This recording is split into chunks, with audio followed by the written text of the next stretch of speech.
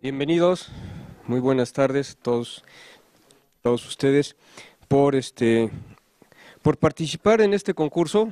Sabemos que participar en los concursos no es siempre tan fácil, no está tan exento de estar estresado ni nada por el estilo, pero piensen ustedes que esto les vaya como les vaya. Es un entrenamiento de lo que les espera en los congresos internacionales. Precisamente, este es un ensayo de lo que les puede esperar en congresos internacionales, donde tienen que preparar sus ponencias con límites de tiempo, igual que va a ser aquí, donde van a tener que expresar sus ideas con la mayor claridad posible, haciendo una demostración de sus capacidades analíticas y sintéticas, y en este caso tratando de presentar trabajos con la mayor originalidad posible, que es lo que estuvimos evaluando de manera muy importante, de tal suerte que pues no sean trabajos de revisión, que no sean trabajos de erudición, sino que sean trabajos orientados más bien a problemas. ¿A qué tipo de problemas? Y precisamente hablando de problema, el premio para quien gane esto será que su trabajo sea publicado en la revista Problema. Para que muchas de las cosas que tardan en alcanzar o tardamos en alcanzar cuando iniciamos es que me publiquen en una revista calificadora. Pues nos publican ahí en algunas revisitas, sí, pues, qué padre, ¿no? Pero una calificadora. Y pues Problema, primero, gracias al excelente trabajo de Juan Vega, está en Scopus ya.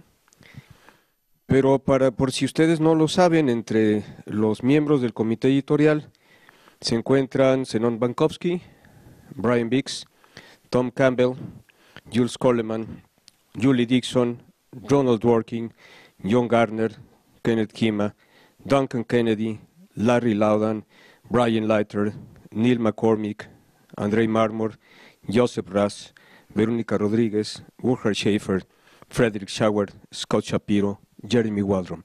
Como dije ayer, pues no están en el consejo editorial Kelsen y Hart, porque ya no vivían, pero si no estarían aquí con nosotros. Entonces, no será un premio económico como se suele hacer en concursos de la empresa, pero sí que puedan ustedes tener una ventana al mundo en una revista calificadora, como es Problema, que afortunadamente, y lo repito, gracias al trabajo de Juan y todo su equipo de trabajo, en el cual se encuentra también Sandra, ha logrado tener una presencia internacional de manera muy, muy importante. Además de un diplomita que les vamos a dar, y el recuerdo de que lo hicieron muy bien. No sé si, Jorge, quieras comentar algo. Vamos a evaluar su tiempo de manera muy rigurosa, capacidad de exposición, capacidad analítica y defensa de las preguntas. Jorge, por favor. Lo único que quería anotar, agradecerle a todos ustedes por haber participado, por haber venido desde lejos y señalar que los que están aquí ya pasaron un proceso de selección, o sea, ya estar acá, estos son los finalistas, hubo varios cortes de papers y estos son los mejores papers del concurso, entonces, los que quedaron en la mesa. Entonces, o sea, estar acá ya es un logro importante. Entonces debemos verlo así. En el orden que me dieron, de nuevo voy a utilizar mis poderes dictatoriales de jefe de mesa para enforce los 10 minutos. Entonces, el primer paper es El derecho como acto ilocucionario desafortunado, la teoría de J.L. Austin, Ángel Osvaldo Reyes, que es licenciado en Derecho de la UNAM, maestro en Derecho de la UNAM y doctorando en Derecho en el Instituto de Investigaciones Jurídicas. Ángel, tienes 10 minutos. Bueno, el tema es el derecho como acto ilocucionario desafortunado, como ya lo presentó el doctor Fabra. Y bueno, antes de iniciar me gustaría decir que bueno, es una parte de un trabajo de investigación más extenso en filosofía analítica y derecho en México, que es el tema de mi tesis. Y bueno, en la primera parte del trabajo de investigación se analiza los principales autores de la filosofía analítica, o que son así considerados, para llegar a encontrar las características principales de la filosofía analítica en general y posteriormente la filosofía analítica del derecho. Entonces me encuentro con el autor J.L. Austin, que no es propiamente jurista, es un filósofo del lenguaje.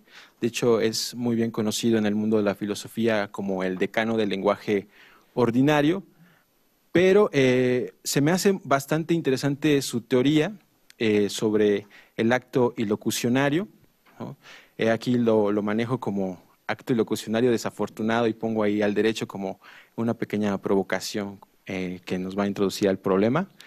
Y bueno, en el ensayo viene la introducción, que es los motivos que me orillaron a hacer el trabajo, el objetivo, unos pequeños títulos ahí que les puse entre hechos, normas y valores, el título cuarto que es ya propiamente una descripción de la teoría de J.L. Austin, el número 5 que es la relevancia de la teoría, el número 6 que es algunas críticas que se hicieron a la teoría desde la filosofía, y el número 7 que son las conclusiones del estudio. Y bueno, como ya les había comentado, este trabajo es parte de un trabajo más extenso, ¿no? Y se centra en lo que Austin denominó el acto ilocucionario, ¿no? Y principalmente expuesto en una serie de conferencias que dictó en Harvard en 1955, que se hicieron una obra conocida como, valga la redundancia, cómo hacer cosas con palabras, en la cual propone una teoría para distinguir los actos del lenguaje que implican una actividad en sí y que relaciona con algunas actividades que se dan, o algunas acciones, perdón, que se dan en el campo de lo jurídico. Y bueno, los objetivos pues, del ensayo pues, son exponer los aspectos más relevantes de la teoría, señalar algunas aportaciones al campo de la filosofía analítica y señalar algunas áreas de interés para la teoría jurídica contemporánea, que creo que esa es, digamos que la sustancia más importante.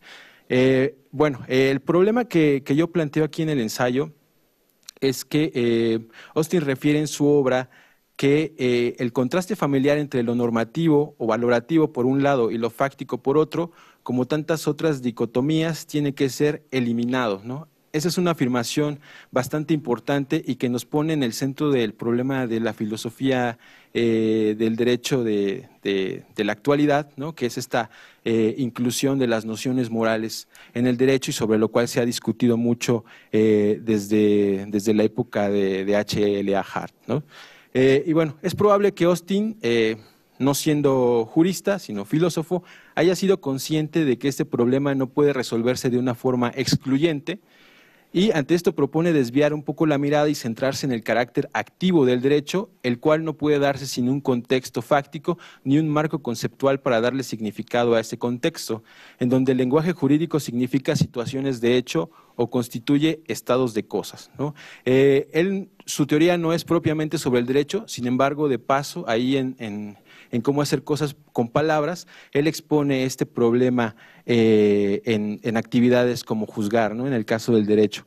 Y bueno, voy a saltar ese punto porque creo que no tengo tanto tiempo, pero bueno, en la teoría de Austin, él habla de enunciados constatativos y performativos, y él dice otra afirmación sobre el derecho, ahí en esa obra, que dice: los juristas debieran ser, entre todos, los más conscientes del verdadero estado de cosas. Algunos quizá ya lo son, sin embargo, están dispuestos a entregarse a su medrosa ficción de que un enunciado de derecho es un enunciado de hecho. ¿Okay? Es otra afirmación importante que está ahí en la teoría de Austin, ¿no? Y que a muchos, bueno, a mí me hizo bastante ruido, ¿no? Porque es una práctica común que aprendemos nosotros en la escuela, ¿no? A ver a los enunciados de derecho como enunciados de hecho, ¿no? Por decir, cuando nosotros escuchamos hablar de que ya existe una ley, nosotros entendemos que el problema está resuelto, ¿no? Por el simple hecho de la existencia de la ley, que es un conjunto de enunciados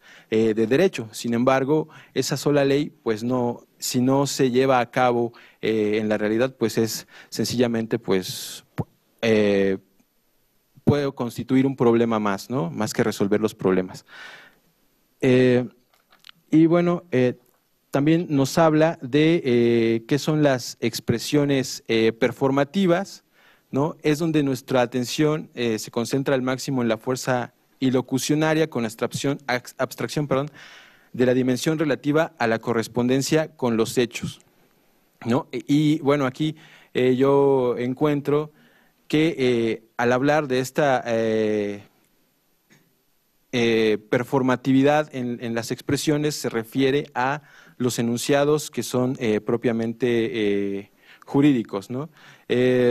Y bueno, y dice aquí también que tenemos que distinguir las acciones que poseen un objeto perlocucionario, convencer o persuadir, de aquellas que solo producen una secuela perlocucionaria, es decir, aquí hace una distinción, ¿no?, entre actos locucionarios, que son los actos que nosotros percibimos tal cual ocurren, como por ejemplo ver un perro pasando en la calle, nosotros podemos decir, ahí va un perro, y actos los cuales tenemos una significación diferente de carácter ilocucionario, ¿no? Como por ejemplo cuando nosotros decimos yo bautizo a este niño con el nombre de Richard, ¿no? Por ejemplo, eso ya implicaría alguna dimensión jurídica que no me implica la sola correspondencia con los hechos, ¿no?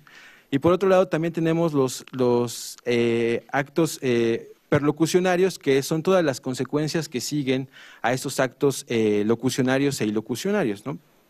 Que es, por ejemplo, de este acto de bautizar o de asignar nombre a la persona, pues todas aquellas consecuencias que sobrevienen a este acto jurídico, ¿ok? Y bueno, me voy a ir un poquito más rápido. Él propone un test para calificar estos actos ilocucionarios y él dice que tenemos que anteponer la fórmula al y después decir la fórmula por, ¿no? Para identificar este tipo de actos ilocucionarios. Por ejemplo, dice, al decir que le pegaría un tiro, lo estaba amenazando, ¿no? O propone otra fórmula que dice, porque le dije que le iba a pegar un tiro, lo alarmé, es decir, propone poner el énfasis en la conducta que se pretende y las consecuencias de la conducta. Y bueno, también llega a la conclusión de que hay 5 clases generales de verbos, ¿no? Por ejemplo, que designan actos ilocucionarios, que son los verbos de judicación, judicativos, que son los que utilizamos comúnmente en derecho, y bueno, no me voy a detener mucho aquí, los verbos de ejercicio, ejercitativos, los verbos de compromiso o compromisorios, los verbos de comportamiento comportativos y los verbos de exposición o expositivos. También propone una forma para identificar actos ilocucionarios que son afortunados y desafortunados. Los afortunados serían aquellos que se realizan de acuerdo con las formas establecidas y producen las consecuencias deseadas, y los desafortunados los que no las producen. Entonces tampoco me voy a detener mucho aquí. Pero sí quisiera señalar que, bueno, el derecho sería uno de estos actos, ¿no? Por ejemplo, el hacer una ley implica que nosotros queremos una serie de consecuencias que se sigan de esa ley. Sin embargo, si estas consecuencias no se llevan a cabo, no se realizan, pues la ley sería un acto ilocucionario desafortunado. Y bueno, la relevancia de la teoría es que, si bien es cierto, aún no, él no habla expresamente de las formas jurídicas como actos ilocucionarios, sino solamente menciona al acto de juzgar. Su afirmación es muy fuerte y controversial, dado que pone en la mesa el tema de la diferenciación entre enunciados jurídicos y enunciados que se refieren a hechos en general. De acuerdo con la teoría de Austin, todo parece indicar que algunas expresiones que habitualmente llamamos jurídicas, como juzgar, declarar y comprometerse, son actos ilocucionarios y también, bueno, son actos que nosotros conocemos en el derecho. Y bueno, algunas críticas que se hicieron a la teoría fue la de A.J. Ayer, y en el sentido de que no podemos confiar en lo que perciben las personas para dar credibilidad al estado de cosas, porque nuestros sentidos nos pueden engañar. Entonces, Austin señala que su teoría propiamente no va a identificar que… Ok, y bueno, eso sería todo por mi parte.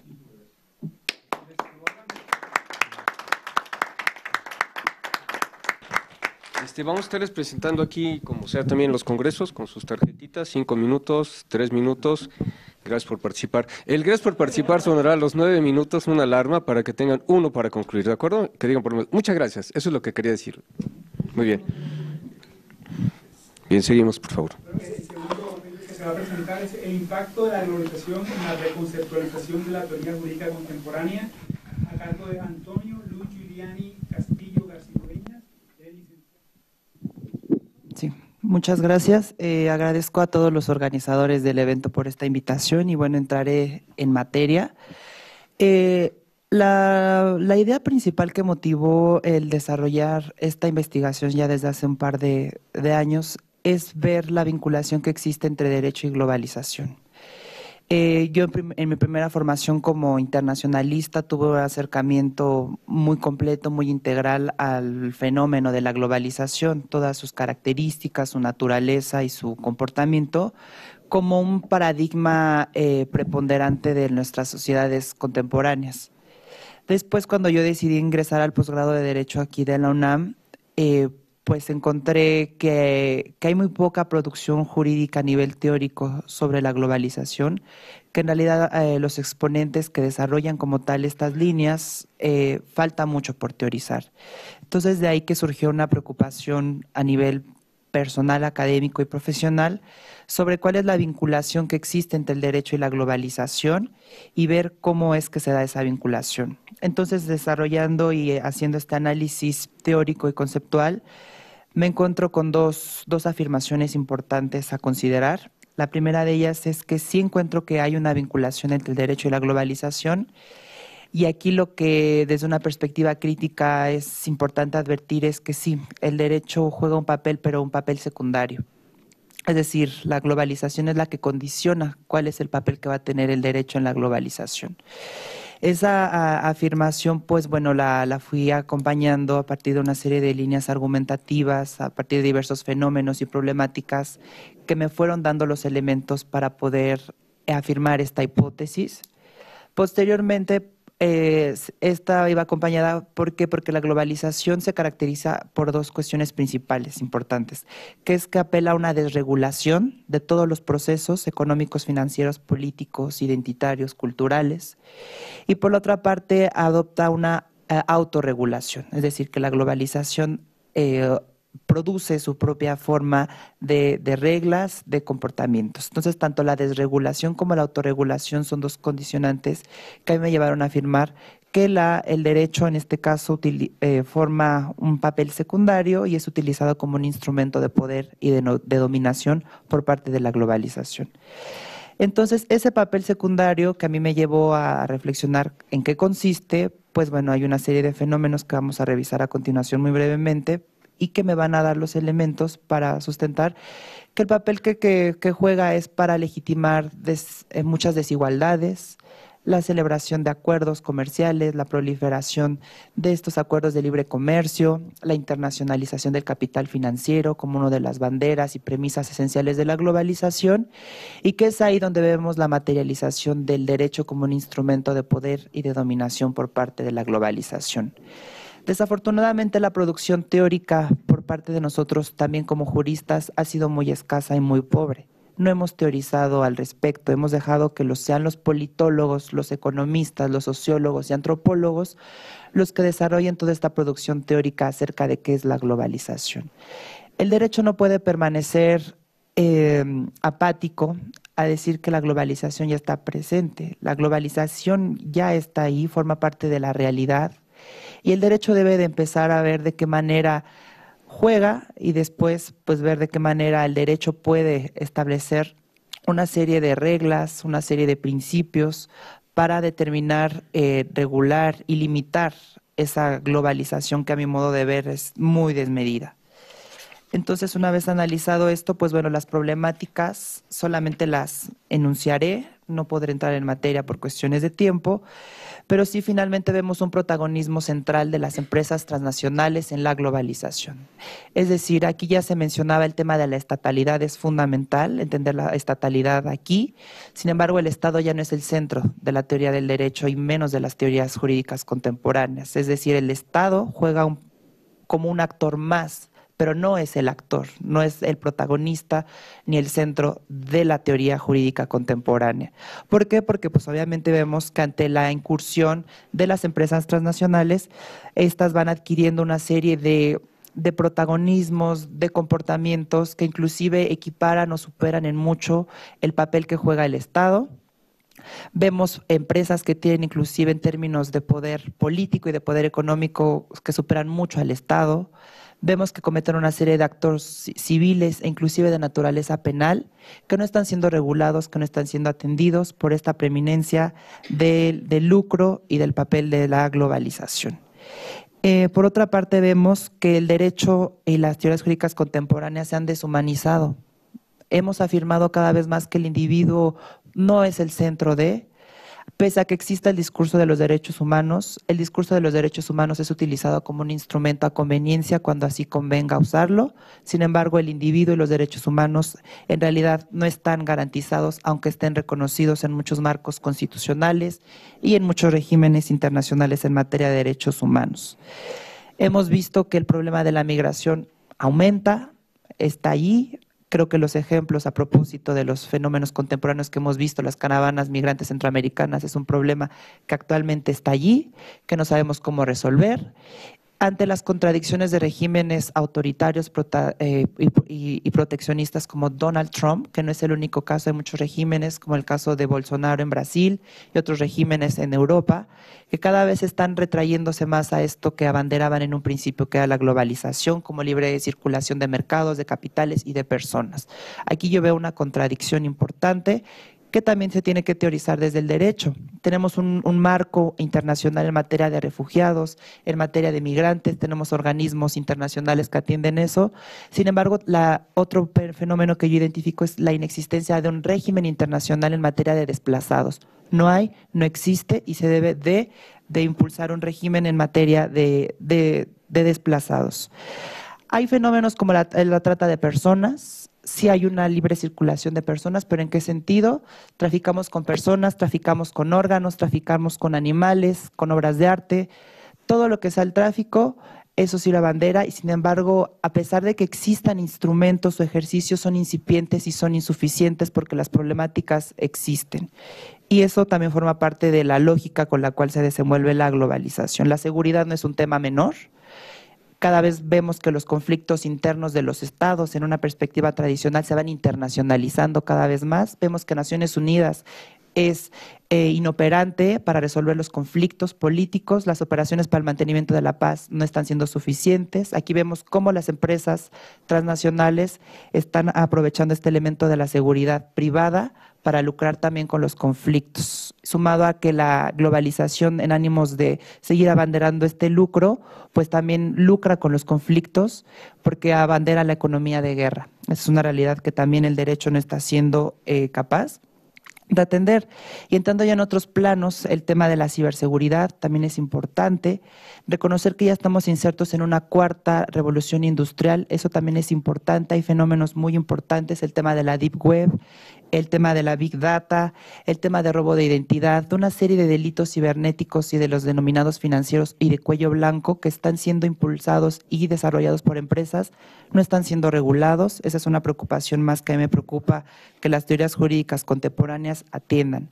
En materia de medio ambiente es insuficiente el protocolo de París y todo el derecho ambiental que se ha construido hasta la materia. Mientras no apostemos por una sustentabilidad y una sostenibilidad del derecho, no vamos a poder resolver los problemas del medio ambiente como el cambio climático, el deshielo de los polos terrestres, el efecto invernadero, el agujero en la capa de ozono, la contaminación, la participación de las mineras canadienses, por ejemplo, en el caso de México, que contaminan y depredan el medio ambiente, así como las especies amenazadas o la extinción de especies, que la desertificación, la crisis hídrica, que también ya se afirma por muchos teóricos de otras perspectivas que no son del derecho, que la siguiente guerra mundial va a ser por el agua.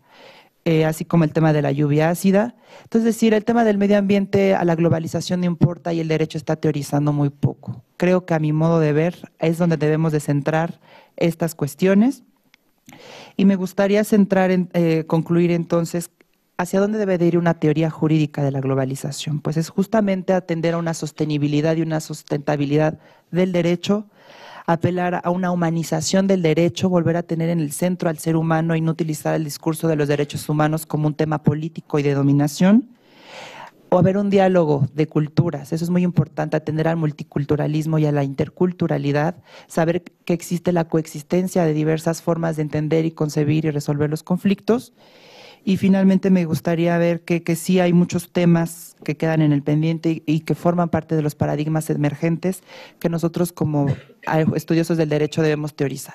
Gracias.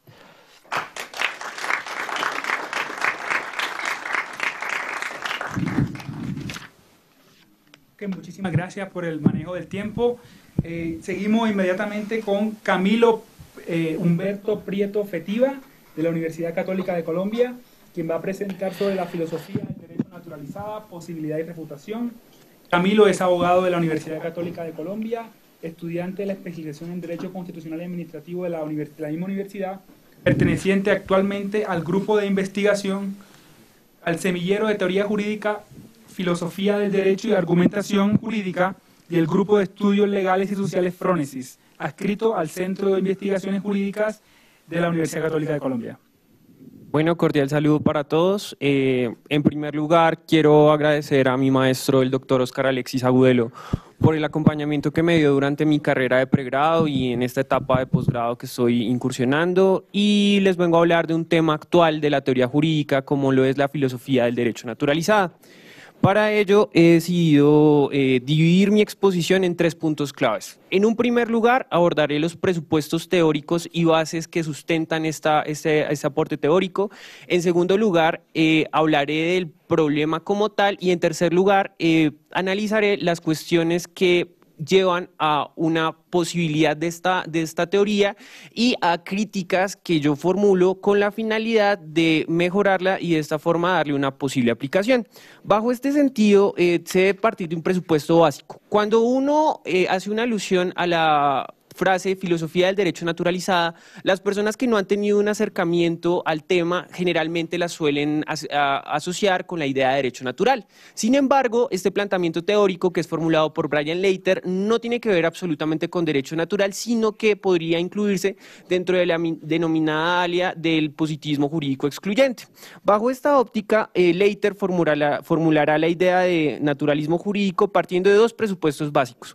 En primer lugar, encontraremos el realismo jurídico norteamericano y en segundo lugar encontraremos la naturalización de la filosofía propuesta por Quine. Bajo esta óptica, planteo resolver las siguientes preguntas. En primer lugar, me pregunto, ¿cuál es la distinción característica que existe entre la filosofía del derecho naturalizada y el realismo jurídico norteamericano? La segunda es, ¿qué se entiende por filosofía del derecho naturalizada? La tercera es, ¿cuáles avances o qué cosas podemos rescatar de esta teoría? Y finalmente, ¿qué retos enfrenta la misma? Es decir, ¿qué posibilidades tiene en el campo jurídico y qué se puede refutar de la misma? Partiendo de esta idea, debe tenerse en cuenta que el giro naturalista es formulado por Quine en contraposición al giro lingüístico formulado por Rorty. ¿Qué implica el giro naturalista en la filosofía de las ciencias? El giro naturalista hace alusión a que los problemas de la filosofía deben ser abordados desde un enfoque científico. ¿Esto qué trae? Trae como idea trae la idea de un naturalismo en la filosofía, es decir, entender a la filosofía no como una ciencia aparte de la ciencia en estricto sentido, sino como 2 disciplinas que se pueden ayudar a sí mismas. Esto implica que los problemas de la filosofía se aborden desde un enfoque empírico, es decir, la filosofía debe aplicar el método científico y finalmente implica el estándar de validación de las teorías filosóficas. El otro postulado que toma Leiter para fundar la filosofía del derecho naturalizada es el denominado realismo jurídico norteamericano. Este realismo jurídico nace en contravía del formalismo jurídico norteamericano propuesto por Landel. Recordemos que Landel fue el primer decano de la Facultad de Derecho de Harvard y Landel formula 3 cualidades de los sistemas jurídicos. ¿Cuáles son las 3 cualidades de los sistemas jurídicos formulados por Landel? En la primera cualidad es la formulación y determinación, es decir, que a partir del mismo sistema se puedan derivar las decisiones, lo que implica la denominada jurisprudencia mecánica. El segundo lugar es la coherencia del sistema jurídico. ¿Esto qué acarrea? Que en el sistema no existan ni vacíos, ni lagunas, ni antinomias. Y finalmente la autonomía del sistema jurídico, es decir, el derecho a sí mismo proporciona sus respuestas y no es necesario acudir a otras disciplinas como la filosofía moral o la economía. Partiendo de esto, los realistas, que algunos consideran que los fundamentos de los mismos se encuentran en ensayos del juez Holmes, dicen que esto no es cierto. que en la decisión judicial influyen juicios de valor y que realmente los jueces deciden con base a sus preferencias valorativas. Esta situación acarrea que a los realistas se les atribuya esa gran frase célebre conocida como la justicia depende de lo que el juez desayunó. Partiendo de estos postulados básicos y teniendo en cuenta que para los realistas la indeterminación en el derecho, es decir, el derecho no es un sistema omnicomprensivo, es un fenómeno que produce que los jueces decidan con base a juicios valorativos, Leiter formula su teoría. En primer lugar, Leiter lo que dice es que el realismo jurídico que nosotros conocemos no es así, debido a que el realismo jurídico se ha dado a conocer gracias a dos situaciones. La primera de ellas es que muchas personas que han tenido debates con el realismo jurídico, entre ellos Ronald Dworkin, dan una versión dispersa o una versión turbia del mismo. Y la segunda razón es que el realismo jurídico que nosotros conocemos tiene un fenómeno que Leiter denomina la francificación del realismo jurídico, es decir, reducir el realismo jurídico a un solo autor, en este caso Jerome Frank.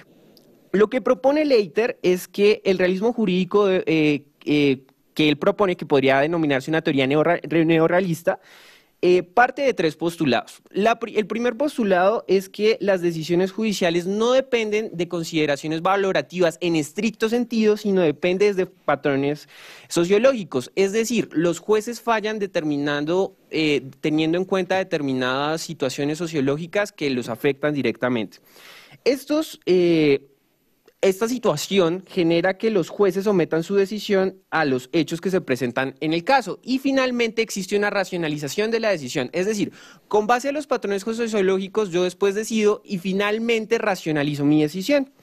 Igualmente, Leiter dará unos presupuestos para entender la denominada indeterminación en el derecho. Él básicamente dice que la indeterminación se presenta por dos razones. La primera es por una indeterminación racional o una indeterminación causal.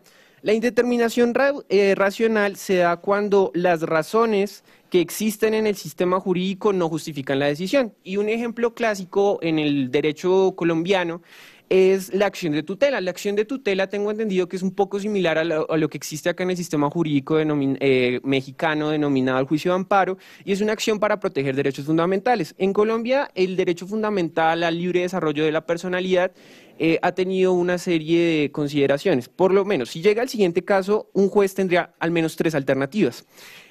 Un muchacho que está en un colegio decide dejarse crecer el cabello largo. El colegio estima que esta acto del muchacho va en contravía del manual de convivencia y por tanto decide que él tiene que cortarse el cabello. El muchacho puede acudir a la acción de tutela. El juez básicamente tiene tres alternativas. La primera es no tutelar el derecho porque considera que no es un derecho fundamental, la segunda es tutelarlo o la tercera es tutelarlo con limitaciones. Este tipo de situaciones marcan una indeterminación en el derecho. La segunda indeterminación que denomina Leiter es la indeterminación causal. Es decir, las causas Las causas no justifican la decisión. Por ejemplo, esta situación existe cuando no existe un sistema de fuentes claros. Por ejemplo, existe una laguna normativa. Cuando existe una laguna normativa, el juez básicamente tiene dos opciones. Una es solucionar el caso por medio de analogía o la segunda es aplicar principios jurídicos. Pero en este orden de ideas no habría necesariamente una determinación del derecho. Con base a estos presupuestos básicos de Brian Leiter, se dan pues las críticas que yo formulo a la naturalización de la teoría jurídica. Leiter básicamente dice que la naturalización de la teoría jurídica tiene como presupuesto tres situaciones. El primero, es la predictibilidad de las decisiones judiciales, teniendo en cuenta lo de las preferencias sociológicas. La segunda es una indeterminación racional y causal del derecho y la tercera es el giro naturalista de la filosofía del derecho. Finalmente, vamos a analizar las problemas y críticas que existen en torno a la filosofía del derecho naturalizada. La primera crítica, que me parece la más importante de todas, es que reduce la filosofía del derecho a una sociología jurídica. ¿En qué sentido? En que al elevar los estándares de validación de todos los problemas propios de la filosofía jurídica, hay ciertos temas que no son posibles de validación epistémica. ¿Qué quiero decir? Uno no puede validar si epistémicamente las teorías de la argumentación, las teorías de las normas jurídicas, porque es muy diferente preguntarse cuál es el criterio de validez utilizado por la Corte Constitucional si una norma es eficaz o no. Y un ejemplo de ello fue un artículo muy interesante que encontré del doctor Cáceres, en el cual él aplica la naturalización de la filosofía del derecho. Sin embargo, él lo aplica a un problema clásico de la sociología jurídica, que es la eficacia de las normas jurídicas. El segundo problema que encontró de la teoría de la naturalización de la filosofía del derecho es la carencia de omnicomprensión. ¿Esto a qué se debe? A que, como lo dije anteriormente, al no ser todos los problemas abordables por la filosofía del derecho naturalizada, esta no es omnicomprensiva. Y finalmente, la filosofía del derecho naturalizada tiene serios problemas de operatividad, en la medida en que Leiter no da un rasero sobre cuáles son las variables que se deben tomar en cuenta para predecir una decisión judicial. Bueno, teniendo en cuenta estos presupuestos, enunciaré las conclusiones que arrojó el presente trabajo. La primera conclusión es que la filosofía del derecho naturalizada no es una reiteración del realismo jurídico norteamericano. La segunda es que no todos los problemas pueden ser abordados desde la misma, y finalmente sí existen unos criterios que vale la pena tener en cuenta o algunas cuestiones que vale la pena resaltar. La primera, y unos problemas que surgen de la misma. Bueno, muchas gracias.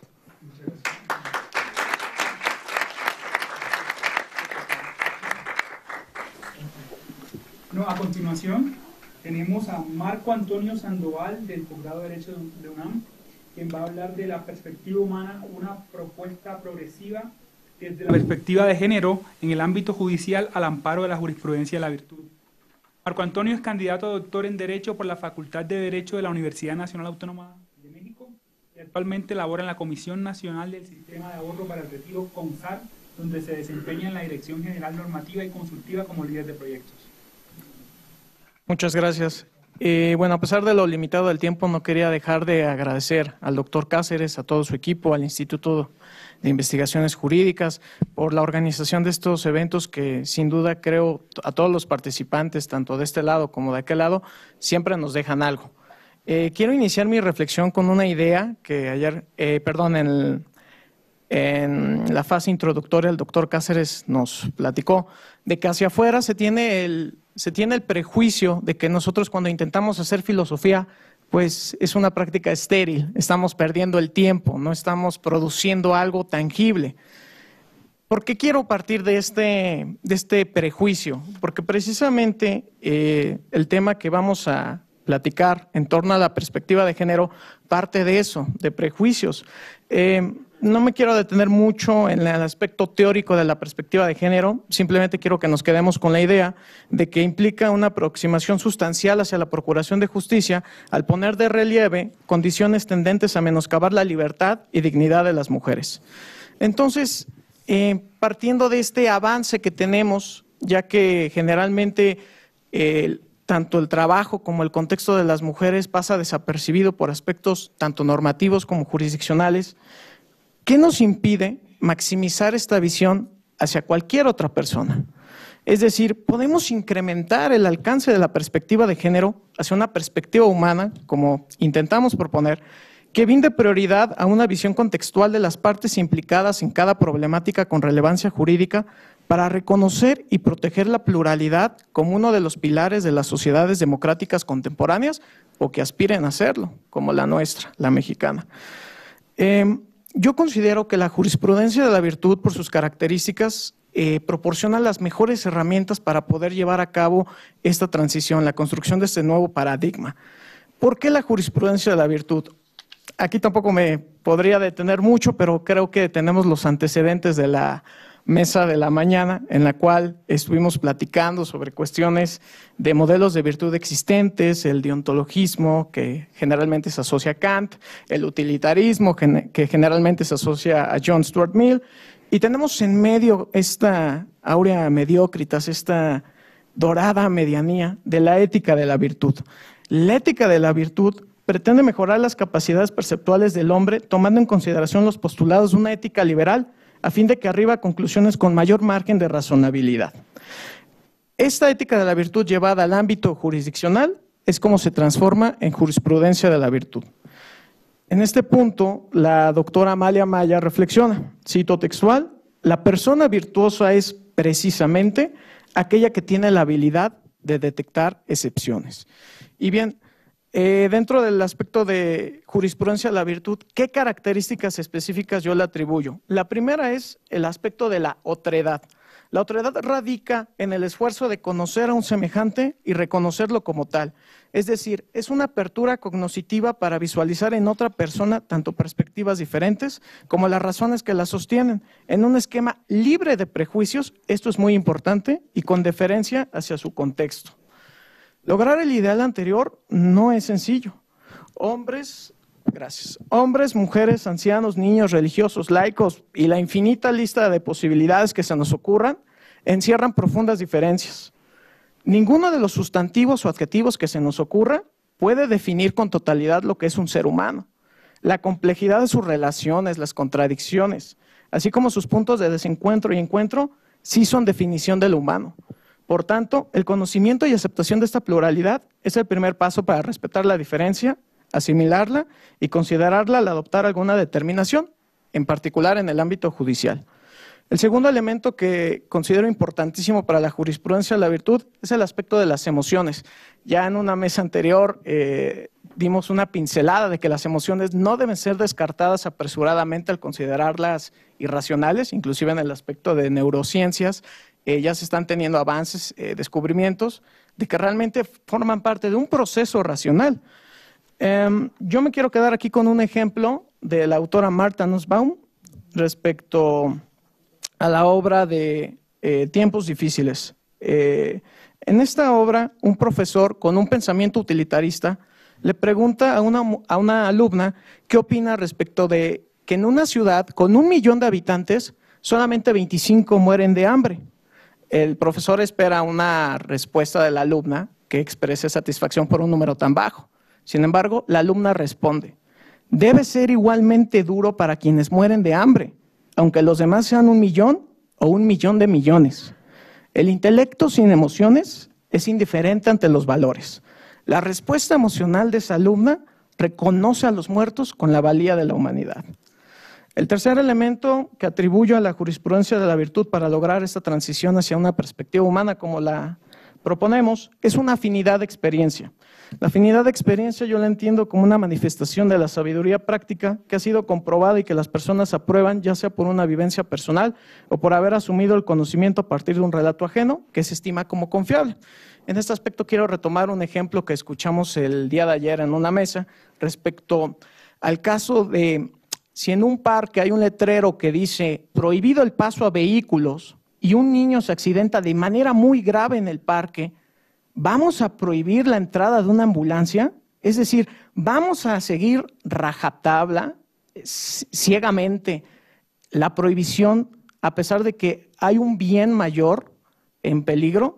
Yo creo que no. A eso me refiero yo con sabiduría práctica. Creo que el ejemplo es muy claro. Tal vez sea difícil fundamentar desde un aspecto más filosófico y abstracto por qué nos parece bien, pero creo que aquí lo importante es que es un consenso que compartimos. Debe darse paso a la ambulancia para que atienda al niño. Por tanto, en el ámbito del ideario jurídico, la perspectiva de género, como comentamos en un principio, hace visible la asignación social de roles y actividades en virtud de una dicotomía femenino y masculino que permite evidenciar las asimetrías en las relaciones de poder, así como los impactos diferenciados que las personas adquieren con motivo de textos normativos y políticas públicas indiferentes a esta realidad. Este es otro aspecto que también hemos venido platicando, que a veces hacemos teoría, escribimos y reflexionamos, pero no tenemos un impacto, un reflejo fijo en la realidad. Por tanto, puede ser comprensible e inclusive tolerable que en lo individual algunas personas continúen sosteniendo posturas discriminatorias fuera de paradigmas que aún se mantienen aferrados en el ideario colectivo. Pero lo inaceptable es que esas posturas se vean reflejadas en decisiones interpretativas, normativas y judiciales que tengan la capacidad potencial y real de transformar, en detrimento de sus destinatarios, planes de vida. Por ello, la perspectiva humana como la estamos proponiendo, es decir, más allá de la dicotomía hombre-mujer, sino que se lleve a otros grupos que a veces incorrectamente les han llamado como minorías, como pueden ser indígenas, discapacitados física o intelectualmente, o personas con preferencias sexuales diversas, tiene la posibilidad de ser aplicada a toda persona en función de su contexto particular. Implica un compromiso de los decisores judiciales con la evolución del derecho, la lucha contra la impunidad y la reivindicación de los derechos de las víctimas. Esta argumentación o esta visión que proponemos también está encaminada a proteger en mayor medida los derechos humanos y sintetiza la metafísica que, propongo yo, subyace a estos derechos, lo cual, sin aras de simplificar su complejidad, considero que encuentra su fundamento en el reconocimiento de la dignidad de cada persona y a la identificación y combate de los desequilibrios materiales existentes que no sean derivados del ejercicio de la libertad de cada individuo. Rápidamente, un ejemplo de que a veces puede creerse que se trataría de superjueces, un juez Hércules, como lo dice Dworkin, o algo sumamente maravilloso. Quiero citar textualmente un ejemplo de la Corte Suprema de los Estados Unidos de América en un caso que tuvo que ver con el aborto. Jueces, los Justices O'Connor, Kennedy, Souter, que son considerados como conservadores, dijeron textualmente: hombres y mujeres de buena conciencia pueden estar en desacuerdo, y suponemos que algunos siempre lo estarán, respecto a las profundas implicaciones de índole moral y espiritual de poner fin al embarazo, inclusive en su fase más inicial. Algunos de nosotros como personas encontramos al aborto ofensivo para nuestros principios morales, pero ello no puede controlar nuestra decisión. Nuestra obligación como jueces constitucionales es definir la libertad para todos, no imponer nuestro propio código moral.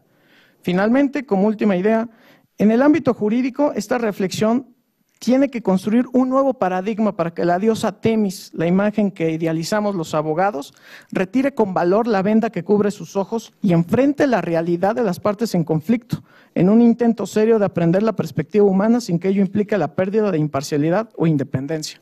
Por el contrario, incrementará sus posibilidades de triunfo. Gracias.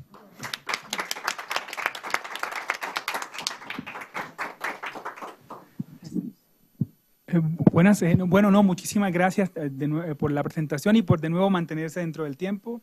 A continuación tenemos la conferencia Reflexiones desde el derecho al mejoramiento neural farmacológico, Neuroenhancement, por parte de María Isabel Cornejo Plaza, licenciada en Ciencias Jurídicas y Sociales y magíster en Derecho, con mención en Derecho Privado por la Universidad de Chile. Actualmente es tesista doctoral para la Facultad de Derecho en la misma universidad. Muchas gracias. Bueno, en primer lugar, quiero agradecer la posibilidad de debatir en este foro las ideas en proceso de mi tesis doctoral y bueno, he encontrado en este congreso realmente nuevos aires, ínfulas y entusiasmo para proseguir. Dividiré mi exposición en tres partes. La primera de ellas, contextualizando el tema que les traigo como ponencia, reflexiones desde el derecho al mejoramiento neural farmacológico. La segunda parte explicaré de qué se trata esta práctica y cómo se enmarca teóricamente dentro del neuroderecho y de la neuroética fundamental y de la neurociencia de la ética. Y finalmente trataré de verificar o de demostrar la hipótesis que les traigo, que es en el fondo que esta práctica, neuroenhancement o mejoramiento neural farmacológico, impacta a las concepciones morales subyacentes al derecho, específicamente a la autonomía. Y cómo se debería hacer este paso desde la autonomía moral a la autonomía jurídica. Bien, primera cuestión. ¿Qué es el neuroenhancement o el mejoramiento neural farmacológico?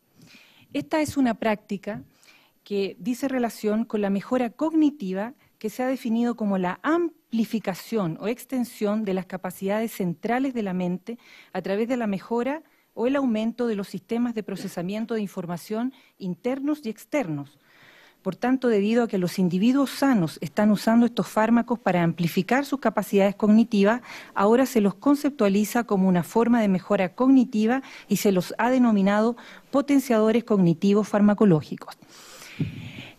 El ser humano, desde que es ser humano, siempre ha tratado de optimizar o mejorar distintos aspectos, como por ejemplo la motivación, los aspectos relativos al ánimo y los aspectos relativos a la cognición. Yo tengo como objeto de estudio el mejoramiento en el aspecto cognitivo, no en la motivación ni en el ánimo, y específicamente el farmacológico, y específicamente aquellos que se denominan nootrópicos, que tienen un efecto directo en el sistema nervioso central. Esta práctica ha sido analizada vastamente desde el punto de vista ético y desde el punto de vista de la justicia distributiva en literatura anglosajona.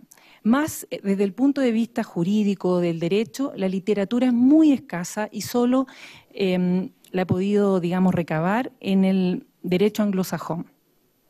Desde el punto de vista ético, el reproche que se considera es porque se lo analiza señalando de que las personas sanas, entre comillas, ¿no es cierto?, sanas, lo utilizan como una mejora cosmética, porque los nootrópicos son terapéuticamente prescritos para aquellas personas que tienen un trastorno de déficit atencional, narcolepsia, estados avanzados de Alzheimer y en algunos casos de epilepsia, ¿ya?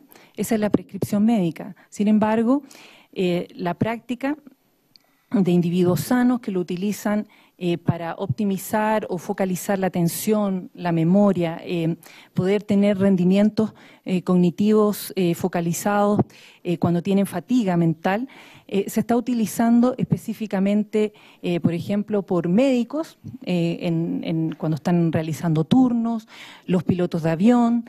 También es una práctica bastante generalizada entre estudiantes y académicos cuando están, por ejemplo, con sus deadlines para presentar proyectos o por ejemplo, presentaciones de papers, etcétera, o ejecutivos, ¿ya? En prestigiosas universidades, por ejemplo, Cambridge, en Harvard, se encuentran regulaciones respecto de esta práctica entre los estudiantes y los académicos, porque el reproche ético, como digo, está dado porque ellos consideran que hay un dopaje cognitivo, o sea que hay una especie de trampa. Ese es, digamos, el análisis que se hace ahí. Y desde el otro punto de vista de justicia distributiva, específicamente rawlsiana, lo que se reprocha ahí es que existe una desigual distribución de los bienes o de las capacidades, y bueno, del bien del fármaco en cuestión, y que es su potencia a unos sobre otros, por lo tanto debe tener ahí una regulación. Ahora, ¿cuál ha sido la respuesta del derecho a la mejora cognitiva farmacológica? Como les cuento, desde este punto yo lo trato de analizar, y no solo yo porque digamos, de manera caprichosa, sino que la literatura lo ha analizado desde el neuroderecho. ¿Qué es el neuroderecho? A grandes rasgos, el neuroderecho implica una interpelación desde el punto de vista de las neurociencias, a las instituciones sociales, a las reglas y a los principios jurídicos. Además, es muy importante en este análisis farmacológico que impacta la cognición, hacer un análisis crítico de qué implica la neuroética de los estudios de nootrópicos y también desde la neurociencia de la ética. Aquí se divide, o hay que tener, digamos, a la vista dos conceptos importantes. Primero, la neuroética práctica o neuroética aplicada, que analiza y estudia los problemas de la actividad neurocientífica y cómo se llevan a cabo estos estudios científicos. Ayer, por ejemplo, el profesor Enrique Cáceres nos hablaba de los sesgos de las investigaciones, ¿no es cierto? Y que críticamente debemos ver bien cuáles son los fines sociales, cuál es la práctica que se esconde detrás, y por lo tanto también desde la biopolítica los recursos, cómo son dirigidos para poder fomentar o no este tipo de práctica. Por otro lado, es importante tener una posición desde la neurociencia de la ética o desde la neuroética fundamental, que en el fondo estudia en qué parte del cerebro se forma el examen de lo que es correcto, incorrecto, o sea, la agencia moral. Eso también es una parte importante de la investigación. Y ahora voy, digamos, a la reflexión desde el punto de vista del derecho en las distintas fuentes y cómo este ha sido analizado en el derecho anglosajón. En el derecho civil de la tradición romana germánica, la mejora cognitiva desafía los conceptos de autonomía de la voluntad, el umbral de capacidad, las reglas de responsabilidad extracontractual y los contratos. En el derecho anglosajón se examina cómo las reglas de responsabilidad, el tort, pueden aplicarse a la venta y suministro de productos de mejora cognitiva y en particular dado el creciente uso no médico de estos. Otro punto que se discute en materia civil en el área de la responsabilidad extracontractual es el concerniente a la negligencia, donde la mejora puede tener un impacto en el estándar del deber de cuidado que se espera de determinados profesionales, específicamente en ciertas especialidades médicas, como los cirujanos de turno y los pilotos de avión. Si la mejora nos permite mejorar nuestras capacidades y si esa mejora se normaliza o generaliza, se asegura o no, esto podría tener implicaciones sobre cómo definimos el estándar de cuidado razonable o en nuestra tradición jurídica el buen padre de familia o persona razonable. ¿Qué sucedería si mejoramos nuestros tiempos de reacción o nuestras capacidades para mantener nuestra atención? Si esto ocurre, ¿debería la ley aplicar diferentes estándares al que está mejorado y al que no está mejorado? Esto nos conduce a la pregunta de si debería ser admisible obligar a determinados profesionales a mejorarse a sí mismos, como lo ha señalado y lo ha sugerido la Academia de Ciencias Médicas de Londres, que señala que es un imperativo moral obligar a los médicos de turno a consumir estos biomejoradores. 3 minutos ya. En el derecho penal, la discusión se ha centrado en cuestiones de consentimiento y formación de la intención y el impacto de la mejora cognitiva en ella, así como en algunas implicaciones de las posibles mejoras futuras para nuestra comprensión de la capacidad. En el ámbito de los derechos humanos, también se ha visto problematizado esta práctica, por ejemplo, en cómo ataca los conceptos fundamentales de autonomía, de libre albedrío, de dignidad, de igualdad y de identidad, que como ustedes bien saben constituye el plexo de los derechos subjetivos, de los derechos fundamentales, de los derechos humanos y del derecho privado. Y finalmente,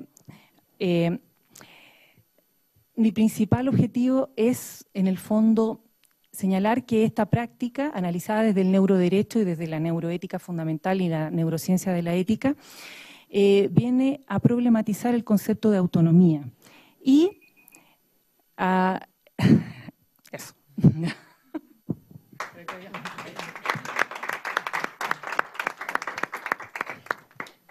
Muchísimas gracias. A continuación tenemos a Omar Rafael Ruiz Charre, quien nos va a hablar de la teoría de sistemas de Niklas Luhmann y el subsistema del derecho.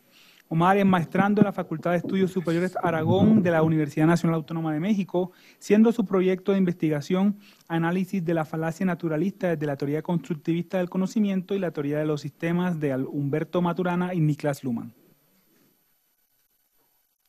Hola, bueno, yo traje una presentación, pero no sé, inicio así. Como introducción, quiero decir que Niklas Luhmann es sociólogo, él nace en 1927 y muere en 1998. Él durante más de 30 años, o casi 30 años, buscó realizar una teoría que explicara la sociedad en su totalidad. Cuando él inicia sus estudios se da cuenta que la mayoría de sociología se especificaban en determinados campos de conocimiento y no existía una teoría totalitaria de la sociedad que la explicara en su totalidad. Para eso utiliza o trae a la sociología a la teoría general de sistemas y en este punto es importante, no sé si puedan cambiar la siguiente, sí. Es importante establecer qué se entiende por sistema. Un sistema puede ser definido como un conjunto de elementos interrelacionados entre sí con su medio circundante. Alude a características muy generales compartidas por gran número de entidades que acostumbraban a ser tratadas por diferentes disciplinas. Aquí pongo un alto rápidamente. Tradicionalmente el método científico orilló a que las distintas disciplinas de ciencias sociales y ciencias naturales se especializaran en su área de conocimiento y fueran aislándose a las distintas disciplinas, tanto sociales como naturales. Ludwig von Bertalanffy en el año de 1937 propone la teoría general de sistemas como una construcción teórica que permita encontrar conceptos, teorías, tesis, hipótesis que fueran aplicables a las distintas disciplinas, tanto sociales como naturales. Esa es la importancia de la teoría general de sistemas y por eso su naturaleza interdisciplinaria de esta teoría general de sistemas. Lo que hace Niklas Luhmann es retoma conceptos de la biología, de la cibernética, de la lógica, de la matemática, del propio derecho, y va construyendo un aparato conceptual que permita explicar a la sociedad actual tal y como la percibía él en su momento en que elabora Y aquí lo interesante, él parte de una nueva distinción epistémica. No me voy a meter en la teoría del conocimiento de Luhmann, pero la nueva distinción epistémica es lo central para entender su teoría. Generalmente, en la teoría del conocimiento, nos manejamos con los elementos tradicionales entre sujeto de conocimiento y un objeto de conocimiento y la relación que hay entre ambos. Bien, Niklas Luhmann dice, suprimamos esa distinción y iniciemos con una nueva distinción. La distinción nueva va a ser sistema y entorno. Como ustedes ven, el concepto de sistema es aplicable a distintas disciplinas de conocimientos, tanto sociales como naturales, porque un sistema puede ser un átomo, una célula, un sistema jurídico o un sistema social. Entonces, todo este aparato conceptual alcanza un grado de abstracción muy alta para Luhmann, pero es importante el aparato conceptual que él trae para explicar el sistema de sociedad o el sistema de la sociedad. Y para eso retoma un concepto, esto que estoy dando son ideas generales de la teoría de Niklas Luhmann, que es amplia, muy amplia, pero él retoma un concepto del biólogo chileno Humberto Maturana que se llama autopoiesis, donde se establece que el sistema se produce a sí mismo y no solo a sus estructuras. El ejemplo paradigmático son las células de los sistemas vivos.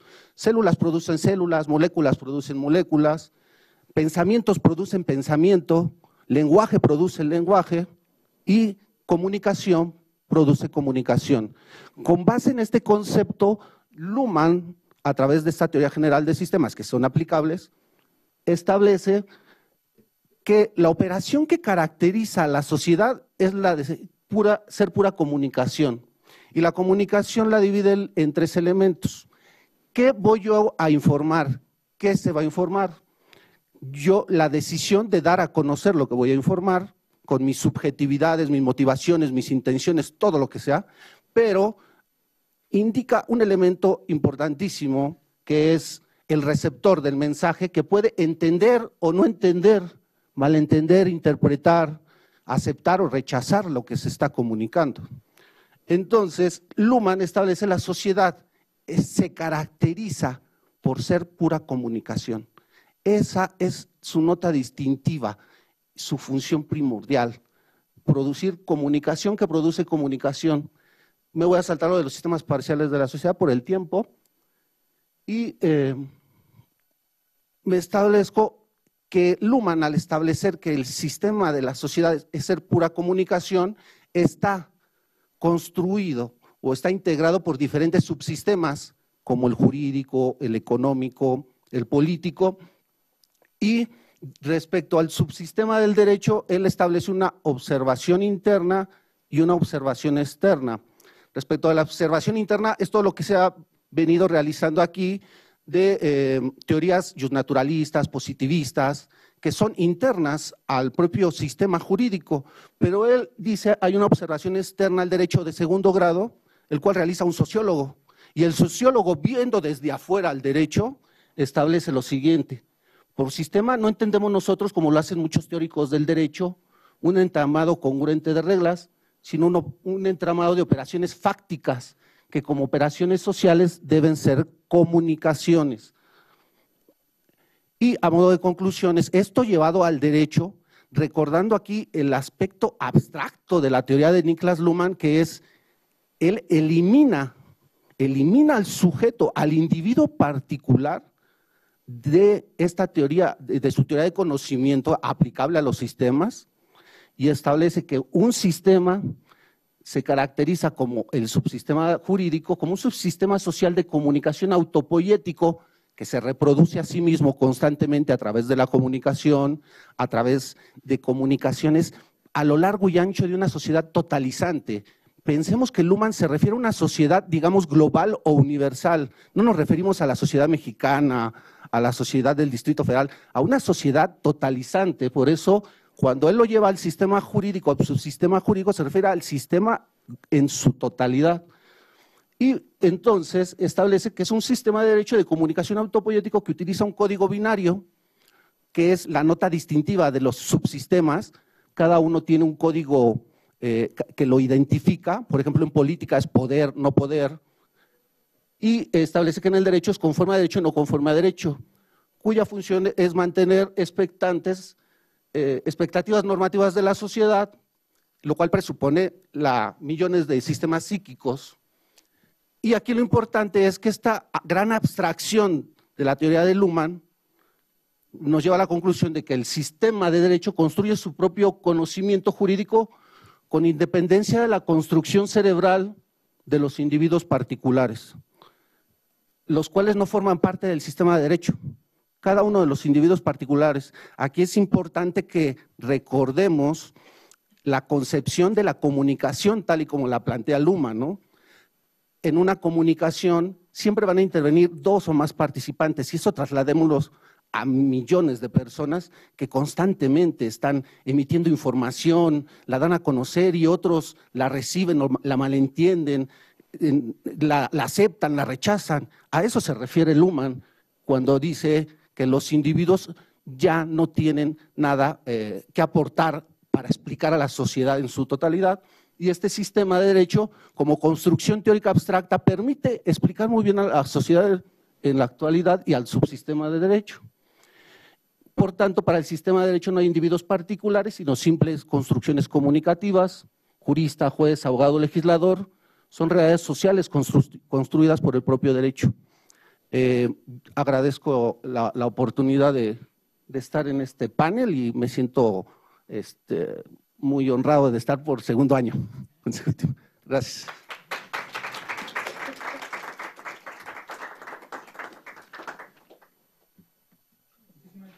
Muchas gracias, Omar. Y finalmente tenemos a Paula Angélica Cervantes Ayala, que es maestra en Derecho con campo de especialización en Filosofía del Derecho por la Universidad Nacional Autónoma de México. Actualmente se desempeña como profesora de las asignaturas de Derecho Constitucional y Práctica Forense de Amparo en la Universidad del Valle de México, Campus San Jerónimo. Ella va a presentar sobre cultura y lenguajes jurídicos como parámetros de normativa epistémica en la interpretación del derecho.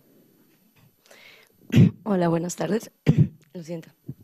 Bueno, antes que nada, agradecer la oportunidad que nos brinda el doctor Cázares Nieto por venir a discutir temas en serio sobre la filosofía, que no es común para las personas que lo tomamos de esa manera, y también a los asistentes por su atención, especialmente a mis alumnos, respecto de quienes tengo esta ilusión de jalarlos a la ciencia por medio de la filosofía.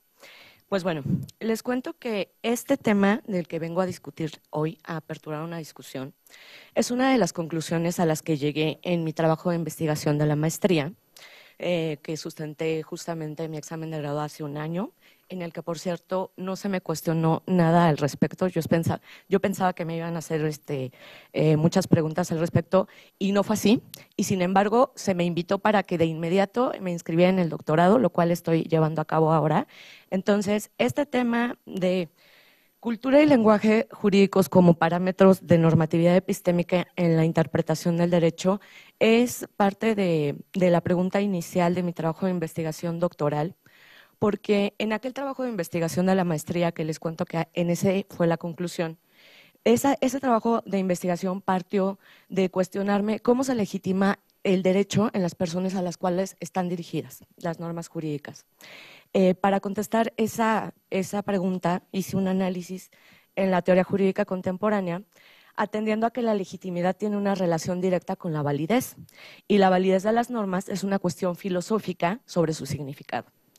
Luego de examinar las teorías de Schlick, Kelsen, Alt-Rose, Hart, Dworkin, entre otros, advertí algo que me parece un común denominador, que es que el conocimiento que se ha construido a fin de verificar la validez de las normas jurídicas, cada una con sus propios matices, son coincidentes a partir de una premisa en particular. Se ha establecido que la validez de las normas se verifica en la aplicación del derecho, es decir, se debe encontrar la validez del derecho a través de mecanismos o métodos que nos den cuenta de la forma en que el derecho debe ser interpretado por los jueces y otras autoridades que aplican el derecho.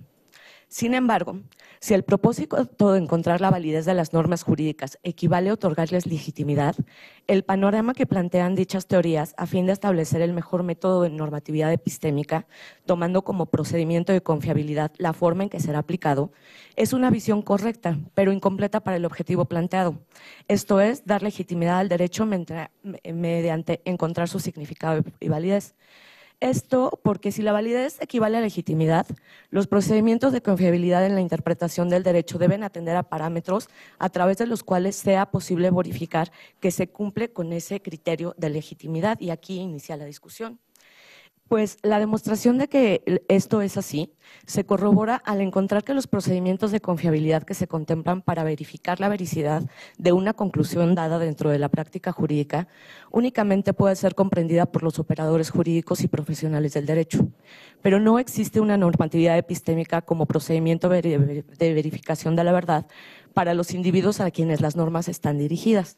Esto quiere decir que entender el derecho de acuerdo a su aplicación explica cómo la actitud interpretativa funciona desde el interior, es decir, desde el punto de vista de los intérpretes, dentro de los cuales no se considera a los individuos a quienes las normas jurídicas se dirigen.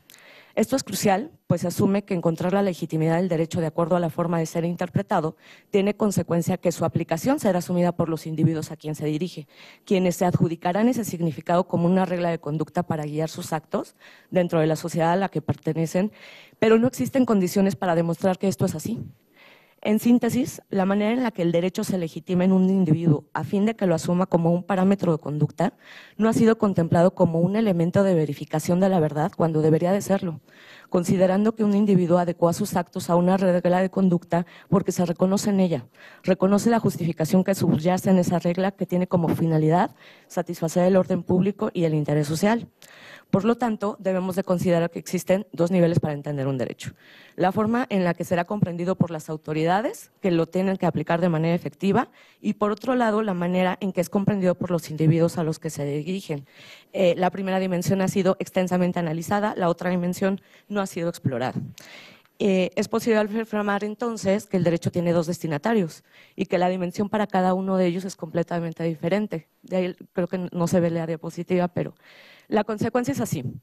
Si dentro de la teoría jurídica contemporánea no se han construido conocimientos en los que se considere como criterios de validez, la manera en la que los individuos a los que se dirige se adjudican ese significado como regla de conducta, esto trae como consecuencia que el lenguaje que se ha construido a través de estas teorías científicas es meramente un lenguaje científico que es ininteligible para los ciudadanos a quienes se dirigen estas normas. Entonces, el lenguaje entonces surge como un medio para hacer que los destinatarios del derecho puedan entender la dimensión de las normas. Pero si este lenguaje se constituye como un metalenguaje, porque es un lenguaje científico que únicamente podemos entender los operadores jurídicos y no hacia las personas a las que se dirige el derecho, no podemos comunicarnos. No podemos comunicarnos, entonces llegué a la conclusión de que era necesario construir un lenguaje jurídico común o de renovarlo. Esto no es nuevo. En Inglaterra, las autoridades jurisdiccionales tienen la misión de seguir una guía que se llama Federal Plain Language, en el que tienen que ajustar sus decisiones a criterios de sintaxis, de semántica, en fin, que tienen que ver directamente con procesos lingüísticos para hacer que las personas a quien se dirigen las sentencias entiendan esas sentencias. En México, el ministro Cosío se ha dedicado fuertemente a tomar este método para saber cómo elaborar mejores sentencias. Incluso hoy en México tenemos la ley de amparo comentada en lenguaje llano, o sea, para que todos podamos entenderlas.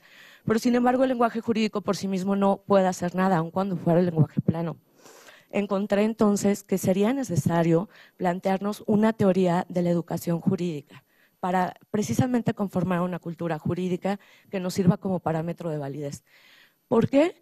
Porque yo como profesora encuentro que si yo quiero establecer un programa en el que pueda capacitar no solo a operadores jurídicos, sino a personas que están en un proceso de ciudadanía temprana, esto es, antes de insertarse en la sociedad, entonces no tengo bibliografía. No hay nada que me pueda decir con métodos de fiabilidad qué es lo que debo de enseñar y qué es lo que no debo de enseñar. Entonces, por eso atiendo a que propongo esta teoría de la educación jurídica, y es aquí en donde se enlaza todo esto con el constructivismo jurídico, porque en esa búsqueda de no tener en dónde parámetros, en dónde verificar lo que estoy diciendo, me encontré con el artículo del doctor Cázares Nieto, que habla sobre epistemología jurídica aplicada, en el que él maneja, o bueno, nos define lo que él denomina como este método de constructivismo jurídico, que es un enfoque epistémico cuyo objetivo es actualizar nuestra comprensión de la teoría jurídica y del derecho positivo en la forma en que estos inciden en los procesos de construcción social mediante agentes e instituciones y determinar estrategias eficaces en la intervención de dichos procesos. Es decir, lo que me parece que nos propone el doctor Cázares Nieto es que en la interpretación del derecho no solo tomemos como criterio de validez lo que dicen las teorías jurídicas contemporáneas, sino que acudamos a los elementos que otras disciplinas nos dan, como lo es la psicología educativa, precisamente, que trata estos procesos de cognición, de cómo manejamos la información. Entonces, es ahí en donde advertí que efectivamente se pueden abrir unos nuevos panoramas, romper este paradigma en la interpretación del derecho, de únicamente acudir a las teorías y de comenzar a buscar en otras disciplinas cómo reforzar estos criterios de validez. ¿Por qué? Porque pues este método de constructivismo jurídico precisamente se da en un proceso hermenéutico en el que todos debemos de ser participantes. Por cuestiones de tiempo no alcanzo a citar un análisis que en el artículo que aquí propuse hago una crítica de la teoría de la acción comunicativa de Habermas, en el que retoma Kant para sostener la construcción de un derecho cosmopolita, en la que todos los ciudadanos podamos ser participantes o colegisladores del derecho, y que precisamente le arrebato ciertas cuestiones, porque pensar que para llegar a ese grado de participación tenemos que tener previamente un proceso educativo que mínimamente nos diga cómo conducirnos en nuestra relación ante el Estado y entre particulares. Entonces, bueno, eso sería todo y muchas gracias.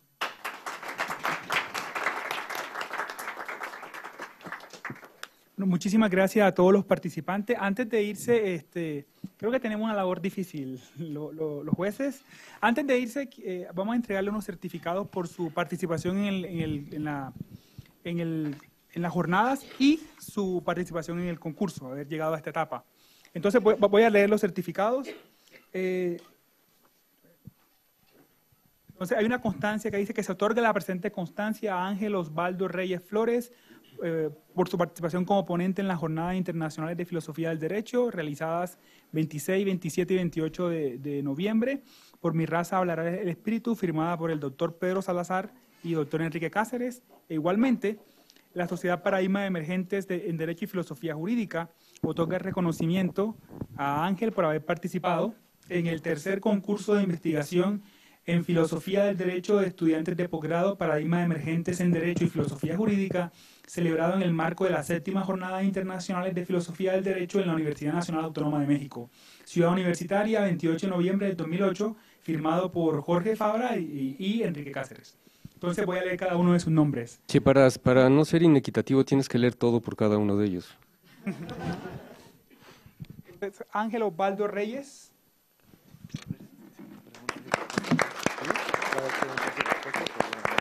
Estoy acostumbrado a entregar diplomas. Antonio Luyani Castillo Garcidueñas.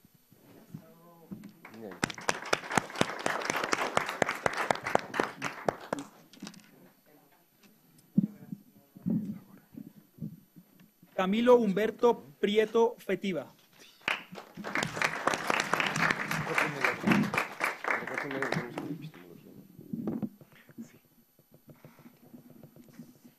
Marco Antonio Sandoval López.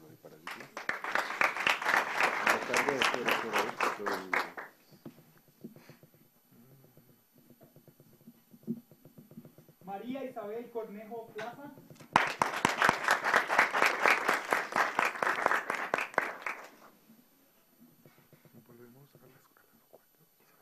Omar Rafael Ruiz Charre.